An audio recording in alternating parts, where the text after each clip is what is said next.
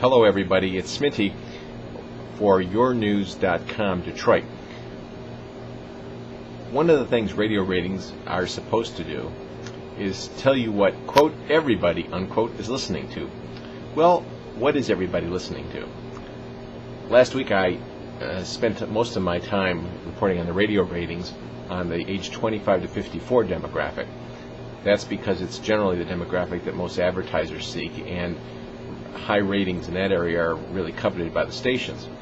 But I thought I'd get out some other figures today and sort of explain to you how radio ratings work and where, quote, everybody is listening.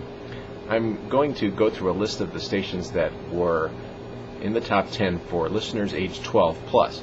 This essentially is everybody in the people meter age. It's preteens, teens, people in middle age, and the elderly, many of whom are great radio listeners because they've grown up with the medium and they use it as sort of a second voice in houses, especially where they're living alone or one or two people and the kids are gone. The first number I'm going to read is going to be the 12 plus number, and the second number is where they rank among 25-54. Where there's a large discrepancy, it's a sign that the audience is not very general, but is heavily weighed to one end of the age spectrum.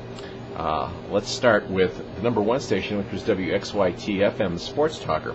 They were ranked both number 1, 12 plus, and 25-54. We talked a little bit about how the Red Wings and Tigers have driven the station's ratings to the top. One of the great success stories so far in radio of 2009. In second place is WDVD, the Citadel-owned hits player. They're number 2, 25-54, and number 2, 12 plus. Tied for second in the 12 plus range, but 12th, 25-54, is WOMC, the so-called oldies player. That's a 10-station rank slip for the 12 plus ranking and the 25-54 ranking. That indicates that WOMC's audience is getting above the age 54 plateau, and it's something that advertisers like to look at because there's a perception that older people don't spend money. There are plenty of reasons to suspect that's false, but young people buy advertising. It's a great conundrum in the industry. Fourth, 12 plus is WJLB, the Clear Channel urban station. They're fifth in 25-54.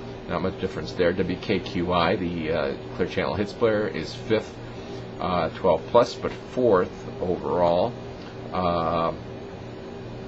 WWJ is tied for sixth, 12 plus, but is only in 10th place, 25-54. Again, it's a sign that they have a lot of older listeners.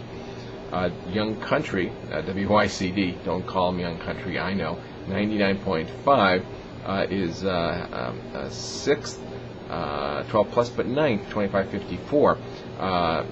Sign that maybe the country audience is a bit older. WRAF is 8th, 12 plus, but they're 3rd, 25-54. So there's a much younger audience that still flocks to WRIF, as you might expect for rock music.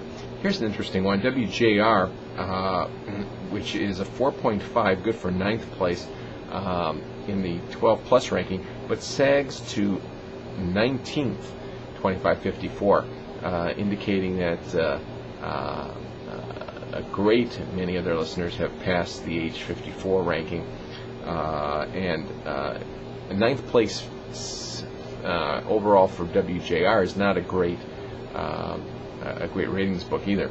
And finally, 10th was WDRQ, one of the great success stories because they basically spend little money on salaries. It's an automated voice system.